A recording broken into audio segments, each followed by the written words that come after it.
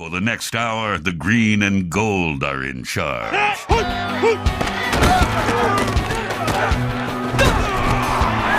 Welcome to In the Huddle on the Woodward Radio Network. In the Huddle is brought to you by Mole Lake Casino Lodge and Conference Center.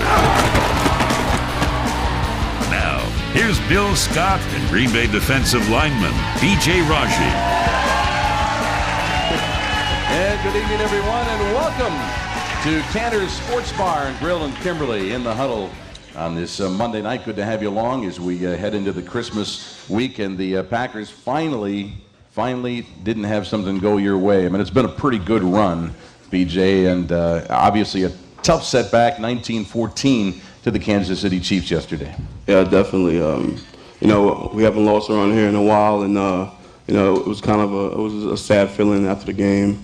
Everyone was in kind of a shock wave, kind of a little disappointed, obviously, but we know we didn't play our best ball, so we knew it was possible for us to lose. Yeah, let's welcome in our guest tonight, right off the bat, from USC in his third season, Clay Matthews.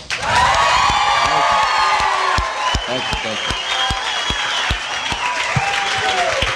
Thanks for coming out, Clay. Welcome. Thank you for having me. I appreciate it. Great turnout. Kind of a shocker yesterday, wasn't it? I'd say so. Anytime we lose, I think it's a big shocker, right?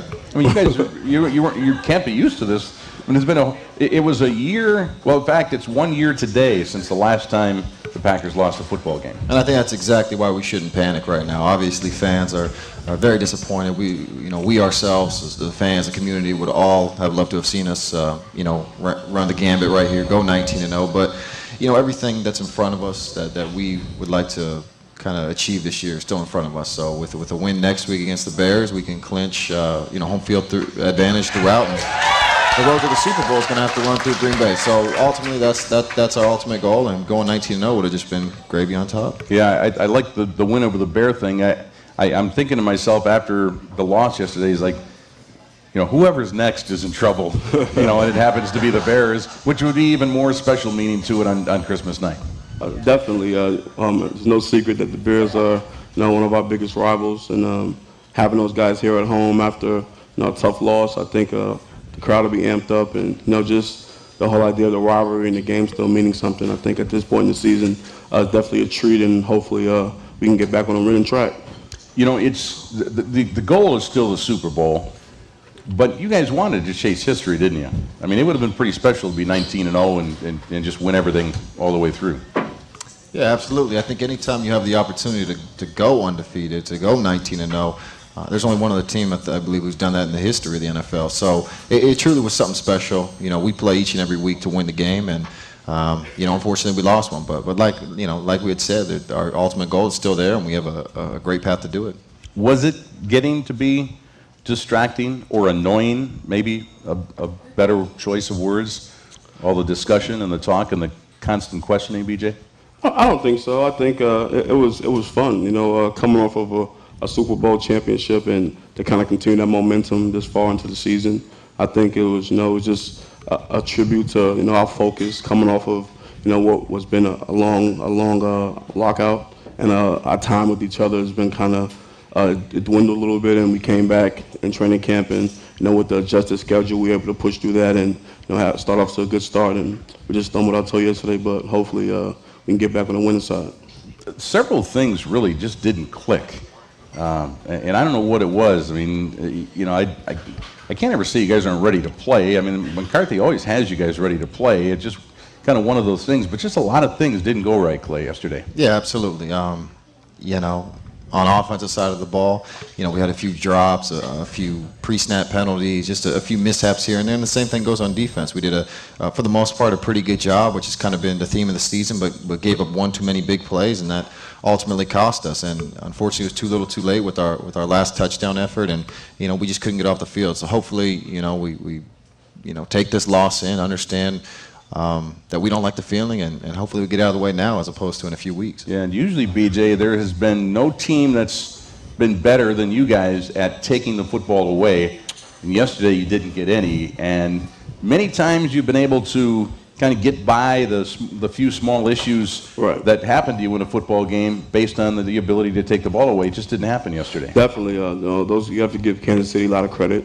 They had a good scheme for us. A lot of those plays, we haven't seen all season. And it was kind of a rough day in the sense that, our offense is usually clicking. Usually in the first quarter we got up 2 touchdowns, so they have to kind of alter from their game plan with the offense not being able to put up the points immediately like they have been.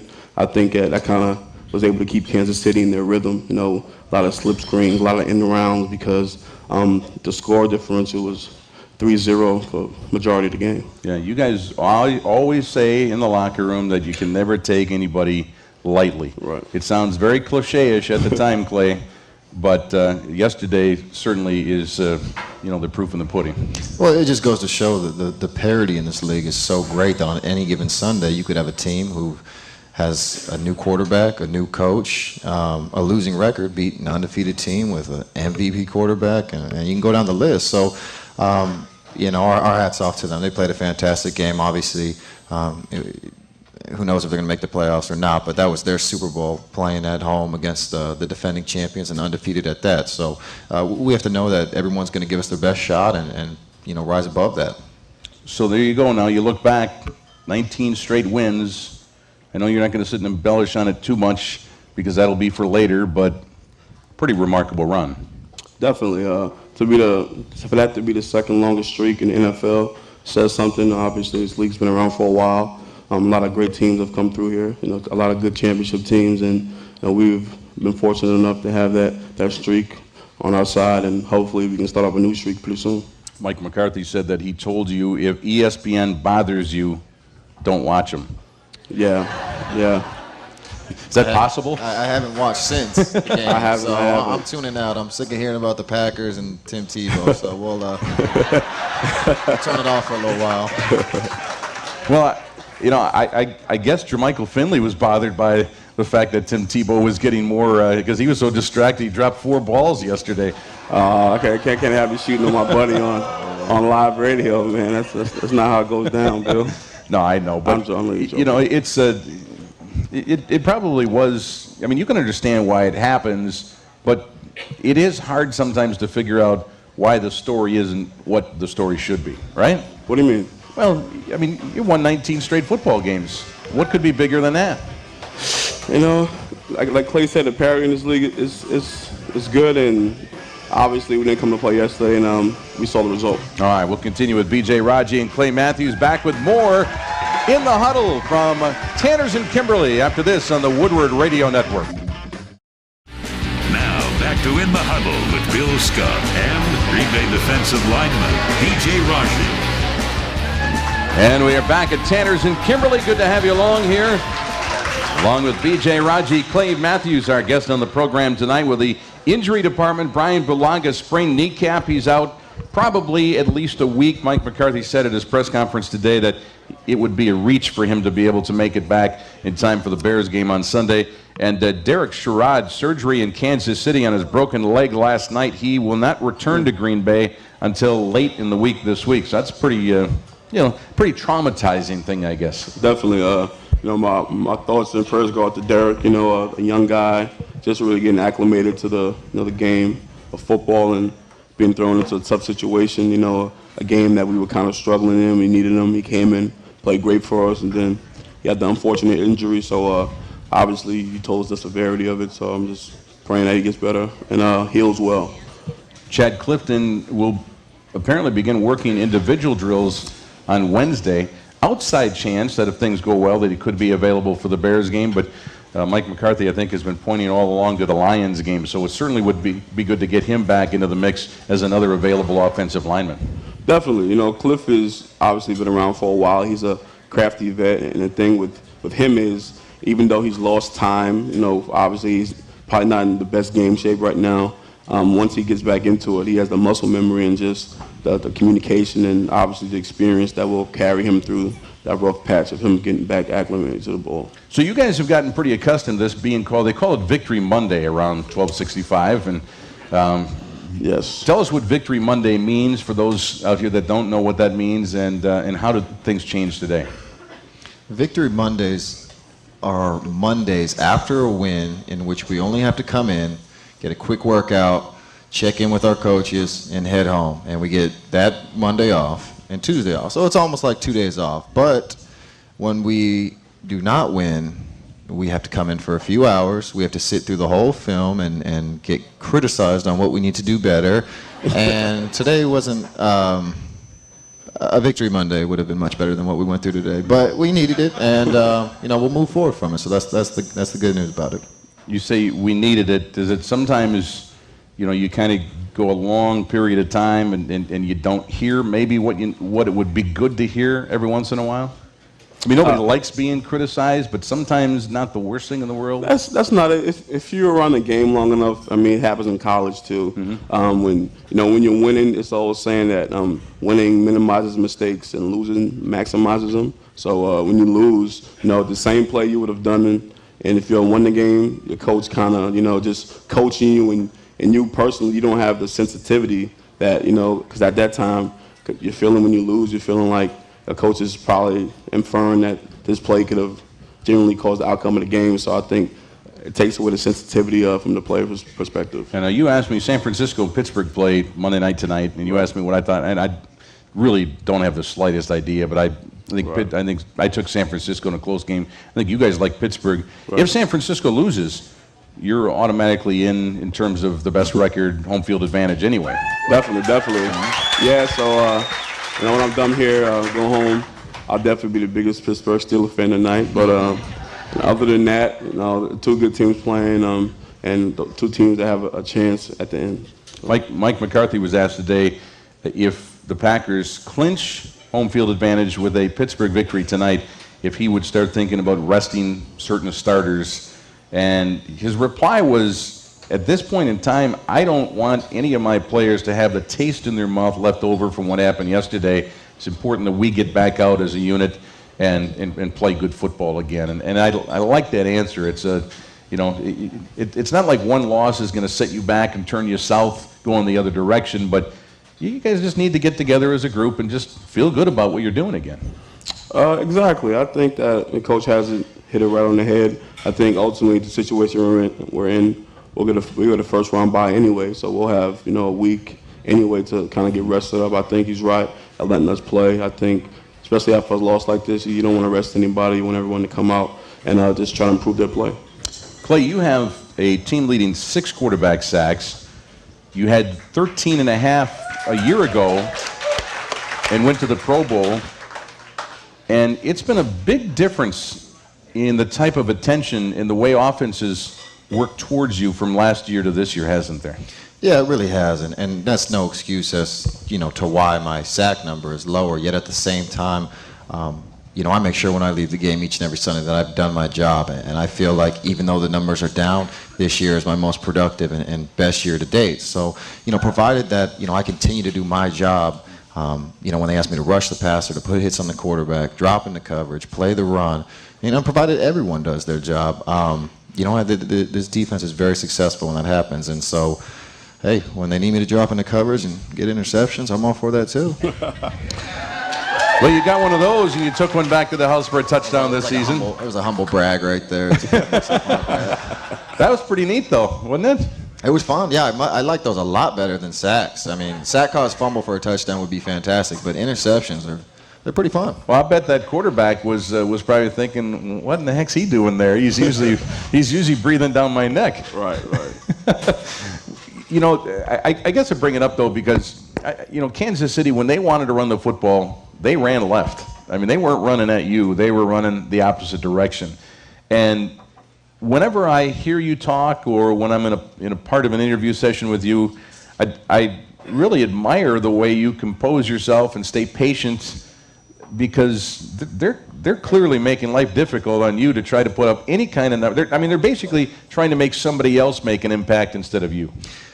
Yeah, it's clearly evident to me, and I think people who study the game, that they know where 52 is on the field, and that's a good thing, because it gives other opportunities to make plays and have their one-on-one matchups and be playmakers within the game. So if that means I take up 2-3 guys at times, that just means that, you know, someone's going to be coming free, and it's great the amount of, you know, added attention I've been getting, and, you know, I love it. Of course, I'd love to have, you know, some free rushes and one-on-ones, but that doesn't seem to be the case. But for the most part, you know, it's worked out, and we've got something good going on. Let's talk about their ability to move the ball up and down the field, but then when it gets down to pay dirt, they couldn't get the ball in the end zone until late. They finally pushed one across. What's the difference, BJ? What's happening there? You know what? I think after watching the film today, we've obviously had some good schemes and a lot of max protection. You know, keeping extra guys in and to try to take away the pass rush. And you know, we had some bone coverage down the field, up front at times. You know, we were letting the tackles get off into the second level. So I know DJ Williams, who would normally be free on the run, is now occupied by tackle, and you know, you have a safety having to come down and make a tough tackle. So we did some things up front that we need to correct, but ultimately when we got down into the goal line area, like you said, we kind of just got back to ourselves and started playing a great goal line defense, and unfortunately we couldn't keep them out every time, but for the majority of the time we did. Yeah, I guess it'd be safe to say, Clay, that they kind of run out of real estate, and then the true toughness kicks in, and the tougher team, whoever's tougher, is going to win that battle at the goal line? Yeah, I think so. I think especially with yesterday, you know, their game plan obviously helped them move down the field methodically, and we were unable to kind of get off in third down situations. But all of a sudden they run out of real estate, and they have to beat us, you know, running at our defense, and that's tough to do. So, you know, we need to make the plays to get off the field. It doesn't put ourselves in that position, but, you know, all year we've been doing a fantastic job, and to hold them to 12 points, I think, in, you know, in 5 you know, red zone attempts is pretty good. But, you know, we don't need to put ourselves in that position. Yeah, BJ, you really had a big blow-up play where you got penetration, and the Packers got a key stop because of what you did. You didn't make the tackle, but you were the reason why the tackle was made. You know, well, it starts with AJ. You know, AJ actually, he had an adjustment to me being, I think they motioned back to our right side, and, you know, he got the defensive line, jumped over to that side to kind of, you know, even out the leverage. And I think, you know, I was just doing my job pretty much, trying to get penetration and forcing a running back, a great athlete, to make a cut when he's not really willing to and ready to, and let guys like Clay and the rest of the guys just come swarming. I'll let BJ do the work, and I just jump on the tackle.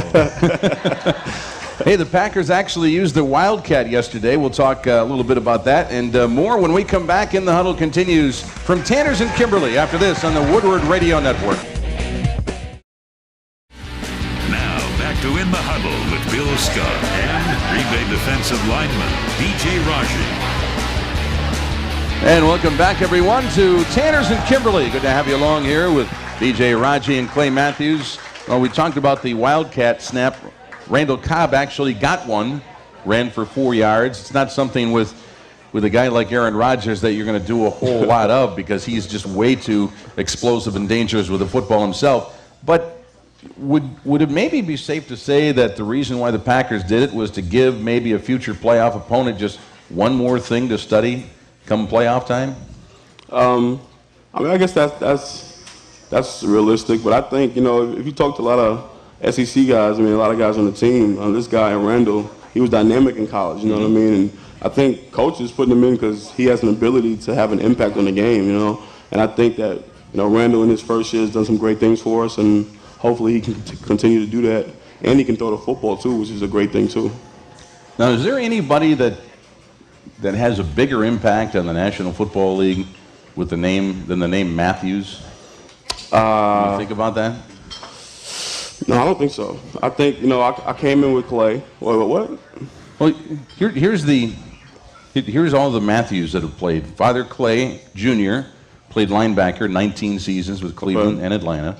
His grandfather Clay Sr. played 4 seasons with San Francisco. Younger brother Casey, rookie, 4th-round pick with the Philadelphia Eagles.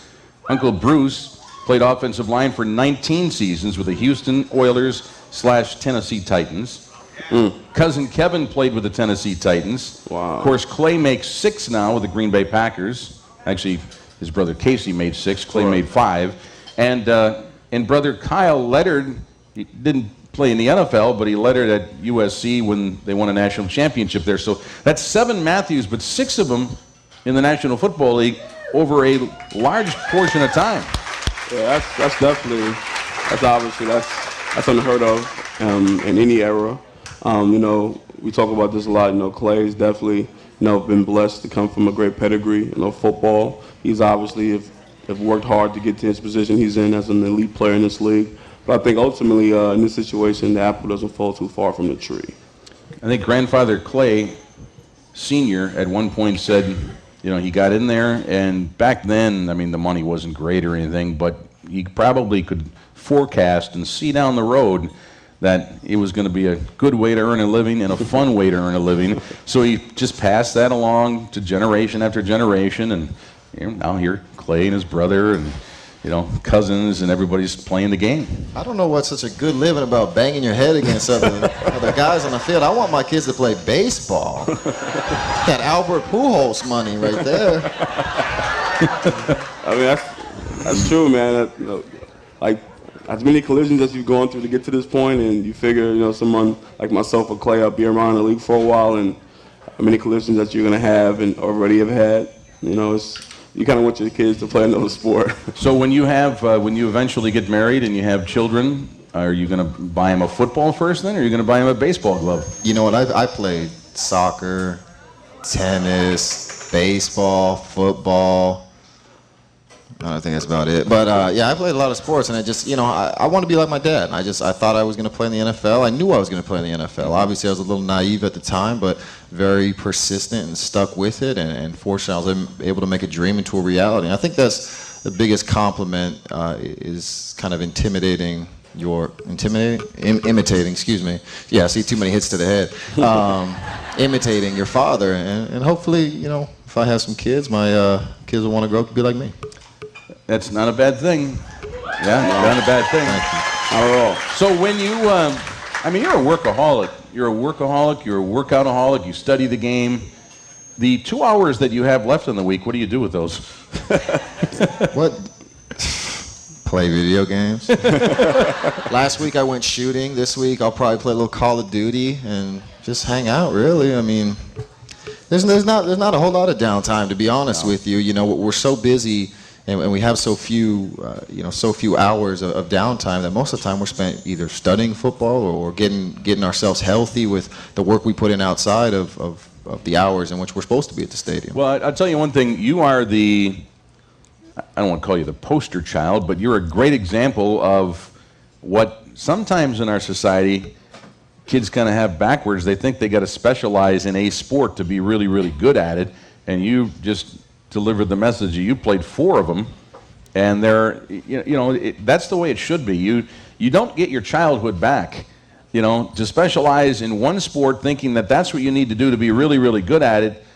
The chances and the odds of making, not to squash anybody's dream, but the odds of playing even Division I college football or college basketball or anything like that are astronomical. So enjoy life when you're young and play all those different sports. And you know what? If you turn out to be a great athlete and you have what it takes, you'll get there anyway. Well, I think nowadays the generation, we're trying to have kids be such overachievers now, and it's leading to parents, specifically fathers, kind of pushing their children to be outstanding athletes. Unfortunately, it backfires a lot of the time. But I believe if you kind of let your Obviously, I'm not a father, so this is terrible advice. But anything like my parents gave me is sounds like you'll be a good one. They let me have the option to kind of choose whatever path. But as they said, as long as I bring some passion to it, I'll be successful at it. Yeah. Anybody here interested in maybe giving Clay a start?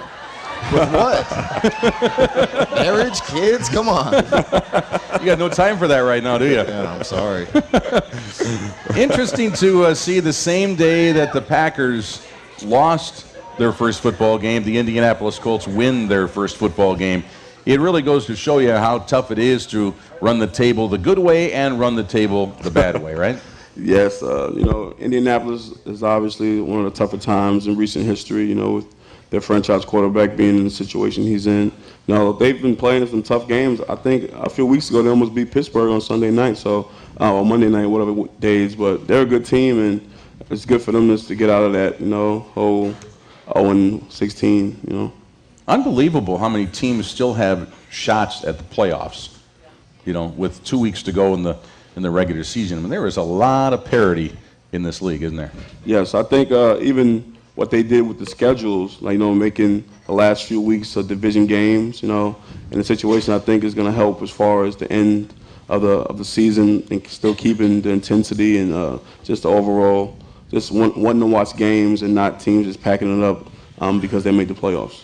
Jordy Nelson yesterday was called twice for pass interference on some pretty minuscule type things, probably something he's been doing all season long.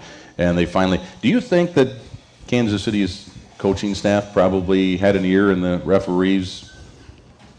I'm going to say no, obviously, but they definitely had some calls go their way, and unfortunately they didn't go our way. But you can attest that to being in the referee's ear or just how they saw it. But it just so happened we didn't get the calls yesterday. It's nothing to dwell upon. I mean, shoot, if we would have stopped them on defense and scored more points, we wouldn't be in that situation. Arrowhead Stadium, at one time considered to be the loudest outdoor venue in the entire National Football League. There's probably one or two now that maybe have stepped Seattle with the way their stadium is structured. They say could be the loudest outdoor venue in the league. But once the Chiefs fans realized, and there were a lot of Packer fans there yesterday, but once the Chiefs fans realized their team had a chance to win that game yesterday, how loud was it? How tough was it there? What do you think, Clay? I don't think it was as loud as other places. I think we had more Green Bay fans than we did Chiefs fans there. You think so? But I think that's a common theme. I think wherever we play that stadium, they come to see us. I mean, I'm not saying that, I'm saying that when you have, the Super Bowl champions and an undefeated team at the time come to your stadium, jack ticket prices up, do whatever you need to do, so, increase parking, but they come to see us play, and obviously in hopes to defeat us, but they want to catch a glimpse of us. But at the same time, we also have great, fans all over the country, and they show up wherever we play. Yeah, well, I think, BJ, I think it's safe to say that sometimes it's an easier ticket on the road than it is at Lambeau Field for Packer fans. Definitely. Even me, my personal experiences, if I'm coming to a city near people that I know, my phone ringing for a week or two, and, just being a part of this tradition, people want to, like Clay said, people want to see us play, and it's been a treat to, have some success. Yeah. Clay, we're going to let you go. Thanks for coming out. It's been a pleasure. Best of luck the rest of the way. Clay Matthews, ladies and gentlemen, back with more after this on the Woodward Radio Network. Now, back to In the Huddle with Bill Scott and Green Bay defensive lineman BJ Raji. And we are back here at Tanner's in Kimberly. Good to have you along. We'd like to welcome fans listening across the state on the Woodward Radio Network in Amory tonight in WXCE, and Racine and WRJN, down in Madison and WTSO, and Oconto and WOCO, in Viroqua, WVRQ, and in Wisconsin Rapids tonight and WFHR. Granite Peak Ski Area is gearing up for an incredible season. Snowmaking is in full force this week. With the holidays coming, give the gift of winter. Granite Peak gift cards, making the perfect gift, a gift that keeps on giving. Visit skigranitepeak.com for a complete list of hours, prices, and packages. Now, let's head out to our audience in our email segment, Justin Hull. All right, inthehuddleshow.com. That's the website each and every week. You can go and submit your questions there. First off, I think we got to give BJ a round of applause. We finally got a Milwaukee Brewers hat.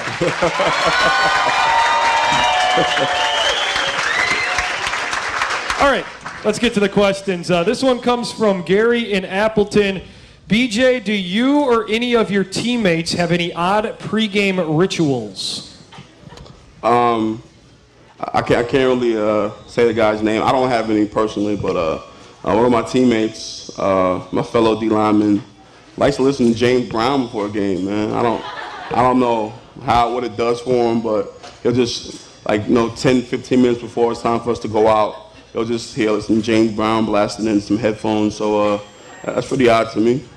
Give us an example. An example? Yeah, like sing, belt out a line or two. Nah. My voice is a little hoarse. How about the secret to Clay's hair? It always seems like it's pristine every time a camera's on him. You know what? I can't speak for Clay's hair, okay. But I think you're a couple minutes too late. Clay just checked out. All right. You know what? I saw him like before the last home game, and he takes before he goes in the game for the first time. He's on the sidelines, and he takes like a water bottle, and he takes and he just sprays his hair, and then he shakes it around a little bit, and then he does one of these, and he whips it back, and I'd hate to be the person standing behind him because you'd get a shower right there. You got it a couple times. Huh? Just the way we sit on the sidelines, it's like the lineman and this linebacker. So sometimes you'll be talking, and next thing you know, you'll be wet up. But that's how Clay gets ready, and the way he plays, I don't have a problem with it. All right, we'll get to the next question. We're expanding outside of Wisconsin. Caitlin from Ames, Iowa, kind of on the same end. Do you have any post-game rituals that you care to share? Post-game rituals? No. Generally, when you come in after a win or loss, you'll have some time to yourself. Coach will call it up and give his taking on the game. And then shortly after that, the media is kind of rushing in. So I don't really have time to do anything real special. All right, we'll get to the next question, too. We'll stay outside of Wisconsin. How about Sioux Falls, South Dakota? When you play a night game, as you will this Sunday, does your body start feeling tired at the time you normally would be getting ready for bed, or does your adrenaline take over and playing late into the night not really affect you?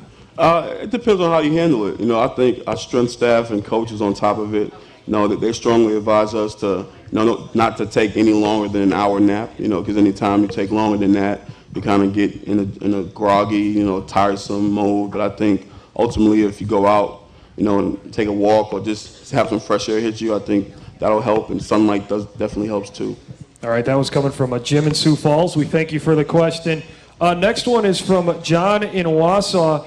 BJ, I know the streak ended yesterday, but have you ever at any level been on a team that went undefeated? No, I don't think, just the focus, and the fact that we're coming off of a Super Bowl run, and I think is something special too. Like us collectively as a team to see the need to start fast and to kind of continue this run, even after we already reached climbed to the mountaintop, so to speak, and felt a glimpse of greatness for a moment, and hopefully we can continue that this year. How about your teams at like the high school level? You ever go undefeated with you out there? I went undefeated my freshman year in high school, but obviously it's a different level of football, so it's definitely a little more impressive. All right, this one here, this last one, we had a few for Clay, but this one coming from Steve in Kimberly. BJ, break down the NFC for us. Who do you think are the toughest teams outside of the Green Bay Packers? I think obviously New Orleans. It's tough to stop when they're rolling, especially in that dome. Obviously a team we all respect. We'll be playing tonight in San Francisco. It's pretty good. I think another dangerous team is I think Dallas is pretty dangerous with the type of personnel they have on both sides of the football. And obviously every division winner has a chance to do something special. But those are probably the teams that I respect the most. Are you guys on the beat? Are you on the pulse of who are going to be the playoff teams, who's still alive, who not, or is that just something that you really don't care about? We haven't got there yet. Obviously coming off a loss like this, we're only worrying about what we can do better as a team. And Coach always preaches it's always about us. So when that moment gets there, and then obviously we get down to a week or two, then we'll probably get into that a little more. I always think it's interesting that he talks about you spend Wednesday, Thursday practicing, preparing for your opponent, but then when it's back to Friday, it's about the Green Bay Packers. Definitely. Particularly on defense, Dom Capers, our coordinator, has just a little rules he goes by. He doesn't like to repeat plays because he likes to think that you don't get a repeat in the game. So if he calls something and we mess it up, he's probably not going to go to win the game because he doesn't want to put this team in jeopardy of just any game-changing potential play that could happen to kind of go against us. All right, that's our Granite Peak email segment. We'll come back and announce our winner with Justin coming up after this. Back with more from Tanners and Kimberly on the Woodward Radio Network. Now back to In the Huddle with Bill Scott and Green Bay defensive lineman BJ Raji. And we are back here at Tanners and Kimberly. Good to have you along.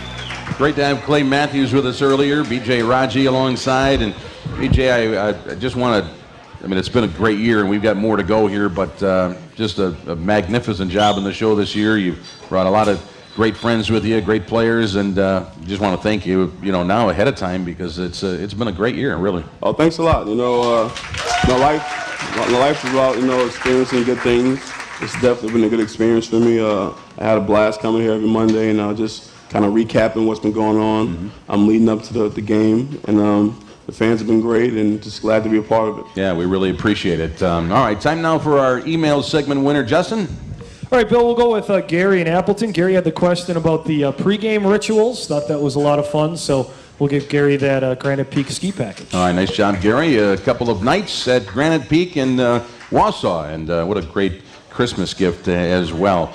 All right, we are in our final segment here, and I guess when you look back before the loss to Kansas City, I kind of thought that when you got through the Lions and the Giants on the road back-to-back, that you were in pretty good shape. And I didn't know that.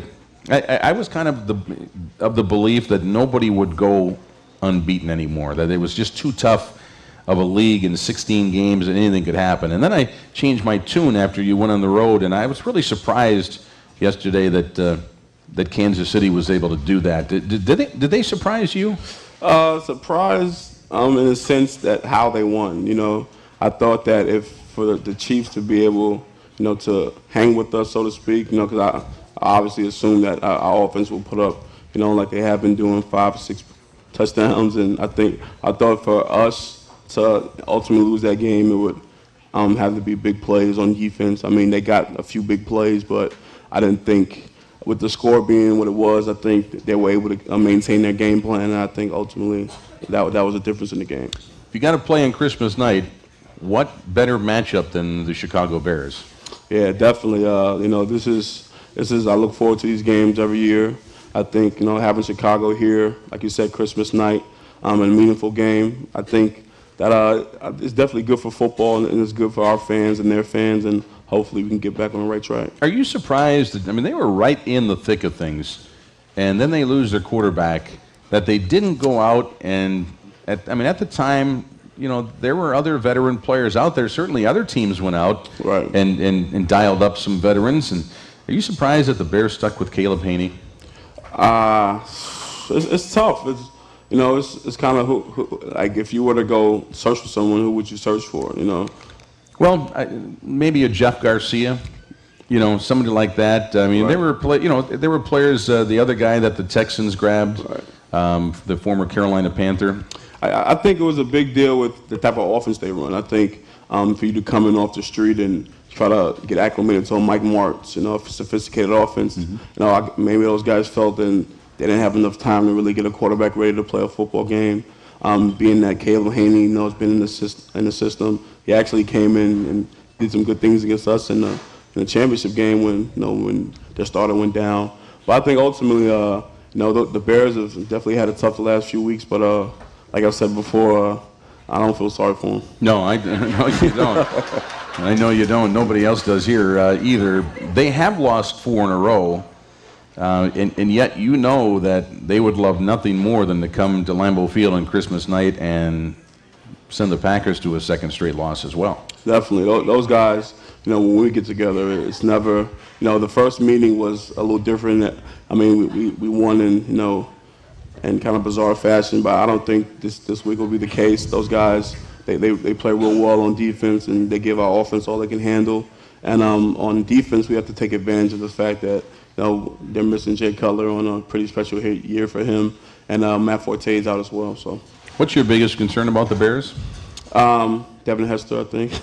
I think most teams would agree that he's probably the best player, and hopefully we don't kick him the ball at all. Yeah, I think the Packers have given up kicking the ball his way a couple of games ago. Yeah, but just hopefully we can execute that. Because a lot of times what you want to happen and what actually happens doesn't match up. So it's hopefully. Tim has been doing a great job kicking the football, so hopefully I don't anticipate him doing anything different. By the way, I just heard through the grapevine, this table right in front of us, what time did you guys get here today? 10 to 11. 10 to 11. A.M.? Wow. 10 to 11. They've already had a couple of meals here. Well, there's Packer fans right there. That's what I was talking about earlier with how special our fans are, and it's been a treat to give them something to be proud of, and not that the season is a disappointment, but being a part of something of history is definitely special. Yeah, good for you folks. Nice job. There's dedication, no question about it. Any breaks for the team on Christmas, or is it pretty much a straight week? Coach does a great job. Even last year, when we weren't 13-1, he's going to give us New Year's, Christmas Eve. I think we'll get off of work at 11, and we won't have to be back until we actually report to the stadium. A couple hours before the game. So I think that's nice of him. That's really unheard of around this league. The day before a game, gives you almost a full day to spend with your family, and I think that's a credit to the type of man he is and the values that he has. Yeah, Pa Raji. Anything that's going to be on your Christmas list? No. I think now in my position I've become the Santa, but I try to take care of the people that have helped me, and just my little brother is probably the biggest pest. Always wanting something, but I try to do the best I can for my family. All right, hey, great night. Good luck this week, and Merry Christmas to you. Thanks a lot. BJ Raji, everybody. We'll be back to talk about Packers-Bears next Monday here at Tanner's on the Woodward Radio Network.